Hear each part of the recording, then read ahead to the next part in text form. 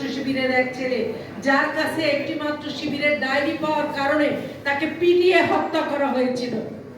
আজকে যখন এই রেজাল্টগুলি দেখি তখন আনন্দের চেয়ে চোখের পানিতে ভাসি সবচেয়ে বেশি। 1982 সালে চট্টগ্রাম ইউনিভার্সিটিতে যখন চাকসুর বিজয় হয়েছিল, আমাদের পূর্ববর্তী ভাই বলেছেন 100 বেশি রুম সেখানে পুড়িয়ে দেওয়া হয়েছিল। চাকসুর সেই প্রাক্তন ভীর কাছে আমি শুনেছি সেই ইতিহাস।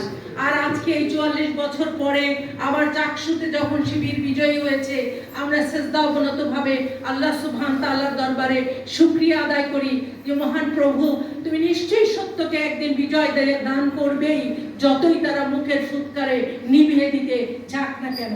সম্মানিত সুধীজন, আমি বলতে চেয়েছি আজকের যে বিষয়বস্তু সেটির উপরে, যে বর্তমান শিক্ষা ব্যবস্থা পরিবর্তনের জন্য, বিশ্বমানে নেওয়ার জন্য আমাদের কি করা উচিত।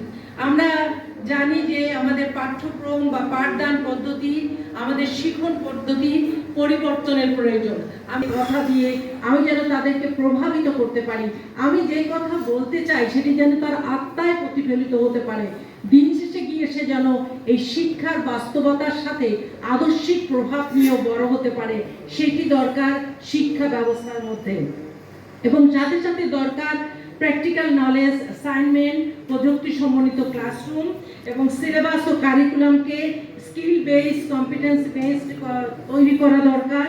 এবং সবচেয়ে বেশি যে দরকার যে জিনিসটি, সেটি এই আমাদের যে পেপার প্রেজেন্ট করেছেন ভাই, সেই ভাই নুরুজ্জামান ভাই প্রতি শ্রদ্ধা জ্ঞাপন করে বলছি, তিনি খুব যথার্থই বলেছেন যে বর্তমান শিক্ষা ব্যবস্থাকে উন্নত করার জন্য সবচেয়ে বেশি দরকার ধর্মীয় নৈতিকতা, মূল্যবোধ সম্পন্ন কারিকুলাম অন্তর্ভুক্ত করা এবং একে প্রাধান্য দেওয়া। কারণ সততা, সহনশীলতা, দেশপ্রেম, মানবিকতা এগুলি থেকেই কিন্তু সামাজিক দায়বদ্ধতা তৈরি হয়ে থাকে। যতই আমরা বলেছি যে ছাত্রলীগ হচ্ছে দেশপ্রেমের সবচেয়ে বড় সার্টিফিকেটধারী শক্তি, যতই তারা বলেছে যে এই দেশকে স্বাধীনতা রক্ষার ক্ষেত্রে তারা সবচেয়ে বড় ভূমিকা অর্জন করেছে, কিন্তু আমরা দেখেছি তারা এই দেশকে রেখে পালিয়ে গিয়ে ভারতে আশ্রয় গ্রহণ করেছে।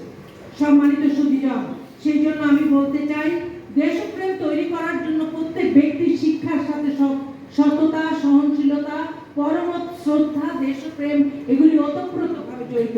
আর সেটি সম্পৃক্ত করার জন্য নৈতিক মূল্যবোধ, ধর্মীয় শিক্ষাকে অন্তর্ভুক্ত করার জন্য হত্যার বিচার চাই বলে রাস্তায় রাস্তায় স্লোগান দিয়েছি, কিন্তু যেখানে গেলে এই শক্তি বা এই শত্রুতা বা এই নৈতিকতা তৈরি হতে পারে, সেই জায়গায় কিন্তু আমরা পৌঁছাতে পারিনি। সেই জন্য আমি বলতে চাই, আমাদেরকে এমন একটি কর্মক্ষেত্র শিক্ষা ব্যবস্থা তৈরি করতে হবে, যে শিক্ষা ব্যবস্থায় আমাদেরকে শুধুমাত্র চাকরি পাওয়ার জন্যই নয়, শিক্ষকদেরকে নৈতিক আদর্শিক মান সম্পন্ন হতে হবে, তৈরি করতে হবে এমন একজন আদর্শ শিক্ষার্থী যারা যেখানে যাবে সেইখানে গিয়েই তার আলোকে প্রজ্বলিত করবে। যেখানে যত বেশি অন্ধকার, সেখানে মোমের আলো তত বেশি অন্ধকারকে প্রজ্বলিত হয়ে অন্ধকার দূরীভূত করতে পারে। সম্মানিত সুধীজন, সেজন্য আমি মনে করে থাকি যে শিক্ষকদের মর্যাদা এবং প্রণোদনা বাড়ানো এটিও একটি গুরুত্বপূর্ণ বিষয়। দিন শেষে একজন শিক্ষক, তিনি যে আদর্শ নিয়ে শিক্ষার আলো ছড়াতে গিয়েছিলেন, আর দিনের শেষে তিনি একটি ফুলের তোড়া আর একটি জায়নামাজ নিয়েই কিন্তু বাড়ি ফিরেন। সেই জন্য কিন্তু আমরা মানসম্পন্ন আদর্শ শিক্ষক শিক্ষা প্রতিষ্ঠানে পাই না। সেই জন্য প্রতিটি প্রতিষ্ঠানকে যেমন ডিজিটাল ক্লাসরুমে পরিণত করা, ইন্টারনেট অ্যাক্সেসের ব্যবস্থা করা এবং কন্টিনিউয়াস প্রফেশনাল যে ডেভেলপমেন্ট দরকার। আজকে আমি যে শিক্ষা নিয়ে এসেছি, এই শিক্ষাটাকেও যে কন্টিনিউয়াসলি ডেভেলপমেন্ট করা দরকার, এই জিনিসগুলো আমাদেরকে আসলে শিক্ষা ব্যবস্থার মধ্যে অন্তর্ভুক্ত করতে হবে।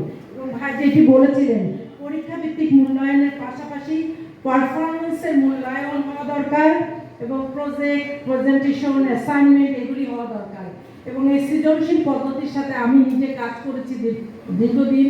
আমি জানি না সরকারের পক্ষ থেকে কীরকম সেই সময়ে বরাদ্দ ছিল, কীভাবে ট্রেনিং দেওয়ার কথা ছিল। বেশিরভাগ শিক্ষা প্রতিষ্ঠানে, আমি যেহেতু ঢাকার মতো একটি বড় শিক্ষা প্রতিষ্ঠানে চাকরি করেছি, সেখানেও দেখেছি এই সৃজনশীল শিক্ষা ব্যবস্থাকে তারা প্রপারলি কাজে লাগাতে পারছে না, এবং এর থেকে যে পরিমাণ বেনিফিটেড হওয়ার জন্য চিন্তা করা হয়েছিল তার কিছু মাত্র হচ্ছে না। বরং আমরা যারা মুখস্থ নির্ভর শিক্ষা ব্যবস্থা থেকে বেরিয়ে এসেছি, আমাদের ভিতরে যে ধরনের জ্ঞানগত বা প্র্যাকটিসিং যে নলেজগুলি ছিল, এই বাচ্চাদের মধ্যে সেটিও তৈরি হচ্ছে না। না ধৈর্য ধরে একটি কথা শুনতে পারছে তারা, সেই পেশেন্ট তাদের নাই, অথবা ধৈর্য ধরে একটি জিনিস আধা ঘন্টা ধরে লিখবে বা পড়বে, সেটিও তার তৈরি হচ্ছে না। ওই যে সৃজনশীল পদ্ধতিতে কয়েকটি প্রশ্ন দেওয়া হয়েছে, হ্যাঁ বা না বলে উত্তর দিয়ে দাও, অথবা ওই প্রশ্নের আলোকে তাকে কিছু লিখে দাও, সেই পদ্ধতিতেই তারা কিন্তু নিজেদেরকে তৈরি করেছে।